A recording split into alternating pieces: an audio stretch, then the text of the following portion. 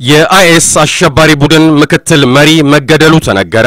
አብዱራህማን ሙስጠፋ ሙሐመድ ወይም አቡ አላ አልአፍሪ የተባለው የሽብር ቡድኑ ሁለተኛ ሰው ተገደለ የተባለው በሰሜን ምስራቅ ኢራቅ አንዲት የከተማ ዳርቻ የአሜሪካ ጥምር ጦር በወሰደው መጠነ ሰፊ የጥቃት እርምጃ ነው። ግለሰቡ በትክክል ስለመሞቱ የኢራቅ የመከላከያ ሚኒስቴር የቪዲዮ መረጃውን ጭምር በመልቀቅ አረጋግጧል። ይሁንና በጉዳዩ ዙሪያ አሜሪካ እስካሁን ማረጋገጫ አልሰጠችም።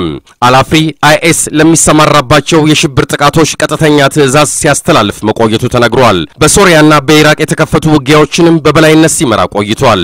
ቀደም ብሎ የአልቃይዳ የአመራር አባል በመሆንም ቁልፍ በሚባሉ የሽብር ድርጊቶች ተሰማርቷል። አልአፍሪ በኢራቅ የጸጥታ ኃይሎች በቁጥጥር ስር ውሎ ከእስር በማምለጥ አይኤስን ተቀላቅሏል። የሽብር ቡድኑ የጦር መሪ መገደል በአይኤስ ላይ ከፍተኛ ቀውስ ማስከተሉ እየተነገረ ነው።